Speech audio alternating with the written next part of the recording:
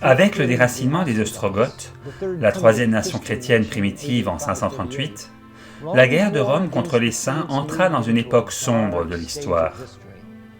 Un set de croyances communes identifiait ces chrétiens considérés par Rome comme des hérétiques. Ils rejetaient les mystères de la Trinité, la transsubstantiation, le baptême des bébés, les reliques, les icônes, les images et les prières aux saints. Et ils préservaient l'observation des commandements. Les premiers chrétiens étaient très rigoureux dans l'observation du samedi, ou septième jour. Il est clair que toutes les églises orientales et de la plupart du monde observaient les fêtes du sabbat, non parce qu'ils étaient infectés par le judaïsme, mais pour adorer Jésus, le Seigneur du sabbat. Les premiers chrétiens se trouvaient à Antioche, émigrèrent en Arménie durant les premiers siècles après Christ. Ils furent connus comme les Pauliciens. Edward Gibbon, dans son histoire, déclare « C'était la forme primitive du christianisme qui s'étendait sur les monts Taurus jusqu'à Ararat. » Nous en savons beaucoup plus aujourd'hui sur ce que les Pauliciens croyaient grâce à leur manuel de foi et de pratique appelé « La clé de la vérité ». La copie de 1782 est écrite en ancienne écriture arménienne et est datée d'environ l'an 800. F.C. Conibert publia une traduction anglaise de la clé en 1898. Leur catéchisme énonce « Nous avons cru et nous avons connu que tu es le Christ, le Fils de Dieu, qui devait venir dans le monde. » La clé décrit fréquemment Christ comme le Fils unique engendré. Conibert fit également remarquer « Ils croient, servent et adorent Dieu le Père, et le Fils, médiateur et intercesseur, et le Saint-Esprit, le dispensateur de la grâce envers nous qui croyons. » Mais parce qu'ils rejetaient le baptême des nouveau-nés, ils furent accusés de rejeter toute forme de baptême. Parce qu'ils s'opposaient à l'Eucharistie de la messe, ils furent accusés de nier la véritable nature humaine et la mort littérale de Christ sur la croix. Parce qu'ils rejetaient la Trinité, ils furent condamnés comme rejetant l'éternité et la déité de Christ. Parce que ces protestants des origines choisirent de ne pas accepter la tradition faite de main d'homme, ils furent considérés comme même pas chrétiens. Une telle logique erronée prévaut encore aujourd'hui. Comme pour Arius, il ne reste quasiment rien de leurs écrits, et presque tout ce que nous savons de leur enseignement et de leur doctrine vient de leur critique fortement subjective. Mais les Pauliciens se confondirent rapidement avec les Bogomiles de l'ancienne Thrace. Dans les années 800, les Bogomiles slaves, amis ou amoureux de Dieu, émergèrent de ce que nous connaissons aujourd'hui comme la Bulgarie. Leurs croyances doctrinales sont aussi sommaires, mais on y trouve des liens de vérité biblique. Comme les Pauliciens, Ils mettaient aussi l'accent sur la loi de Moïse, à l'exception des sacrifices, et par conséquent pratiquaient la circoncision, s'abstenaient des viandes impures et observaient le sabbat comme jour de repos. Ils ne croyaient pas en la Trinité, mais considéraient Christ comme divin. on dit qu'ils croyaient que Dieu avait deux fils, Satan et Michaël, un créé, un engendré. Satan se rebella et devint le dieu de ce monde, apportant la ruine et la rébellion sur la terre. Ainsi, Satan devint l'esprit mauvais. Michaël fut envoyé sur la terre pour devenir l'homme Jésus-Christ. Satan manigança sa crucifixion, et Michaël devint alors le Saint-Esprit. Satan créa le système orthodoxe d'Église, de vêtements sacerdotaux, de rites, de sacrements, de moines et de prêtres, remplaçant notre souverain sacrificateur dans le sanctuaire céleste. Des preuves considérables existent dans la Bible pour identifier Michaël comme le Christ préexistant et Satan comme Lucifer préexistant. Tous deux sont princes. Christ est le prince de la paix, prince de la vie, prince des rois de la terre, prince de l'armée, prince des princes, Messie le prince et prince de l'alliance. Michaël est le grand prince, premier des princes dirigeants. Satan est aussi appelé un prince. Satan est le prince des démons, prince de ce monde, et prince de la puissance de l'air. Michael, cependant, était l'archange, car Christ, le Seigneur, à son retour pour ressusciter les morts, descendra avec la voix de l'archange. Mais Michael est plus que simplement un ange.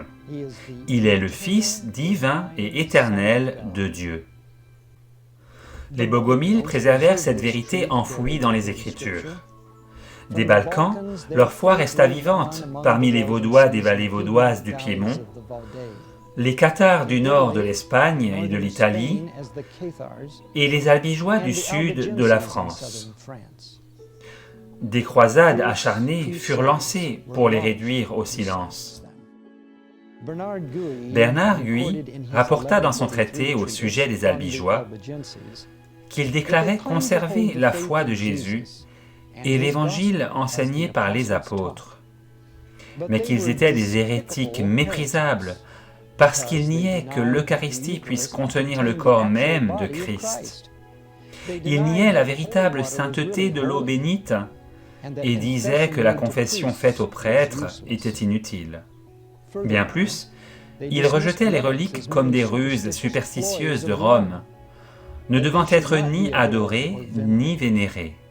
Mais pire encore, ils croyaient que la Bible devait être lue dans la langue même du peuple. Leurs dirigeants étaient ridiculisés pour être végétariens et accusés d'être des monarchianistes modalistes, des adoptionnistes unitariens, des docétistes Christ-anges, et bien sûr, comme tous les hérétiques, étaient catalogués d'ariens. En 1185, Bonacorsi, dans son livre « Contre les hérétiques qui sont appelés pasagiens », déclara: Tout d'abord, ils enseignent que nous devrions obéir à la loi de Moïse à la lettre, le sabbat et la circoncision, et les préceptes légaux étant toujours en vigueur. Ils enseignent aussi que Christ, le Fils de Dieu, n'est pas égal à Dieu, et que le Père, le Fils et le Saint-Esprit, ces trois personnes, ne sont pas un Dieu et un être.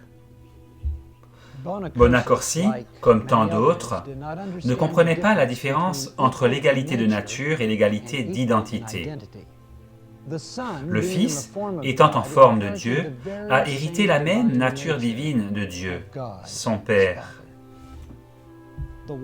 On pense que les Vaudois, appelés ainsi d'après les vallées des Alpes italiennes dans lesquelles ils s'établirent, trouvent leur origine dans les disciples de Polycarpe.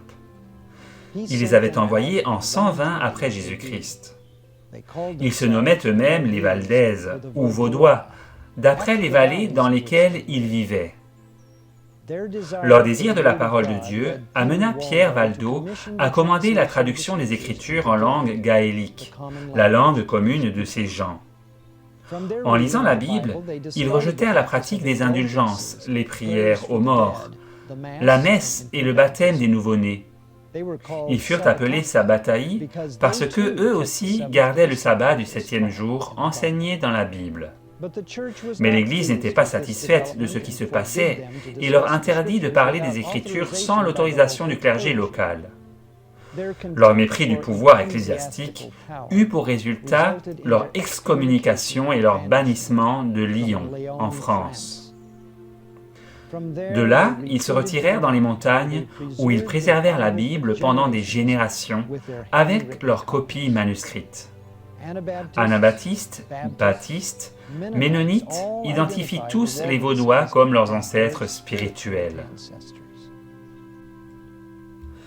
La confession de foi ménonite de 1659 parle de Méno-Simon et de sa découverte des contradictions flagrantes entre ce que les Écritures enseignaient et la doctrine de l'Église romaine. La lecture de la parole de Dieu apporte toujours réveil et réforme. Lorsque les papistes nous demandent où se trouvait notre religion avant Luther, nous répondons généralement dans la Bible, et nous répondons bien. Mais pour gratifier leur goût pour la tradition et l'autorité humaine, il nous arrive de rajouter à cette réponse « et dans les vallées du Piémont ». La confession de foi ménonite énumère 33 articles, commençant avec l'unité de Dieu et la filialité de Jésus-Christ. Le second article traite de la naissance éternelle et de la divinité du Fils de Dieu et ses attributs divins. Nous croyons à la naissance éternelle et la divinité du Fils unique engendré de Dieu, que le Fils de Dieu est de toute éternité, sorti, né, et d'une manière ineffable soit issu du vrai Dieu, son Père, de la même nature, essence et substance que le Dieu Tout-Puissant. Une lumière issue de la vraie lumière, vraiment Dieu du vrai Dieu, qui, existant en forme de Dieu, est le reflet de sa gloire et l'empreinte de sa personne.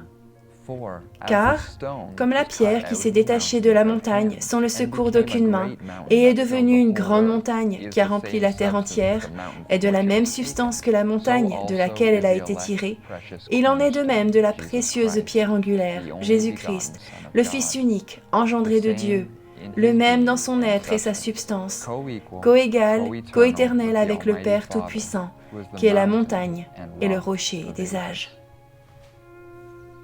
La confession ménonite est l'unique déclaration de foi connue comme reconnaissant l'exemple de Daniel 2 et expliquant l'héritage de la substance divine.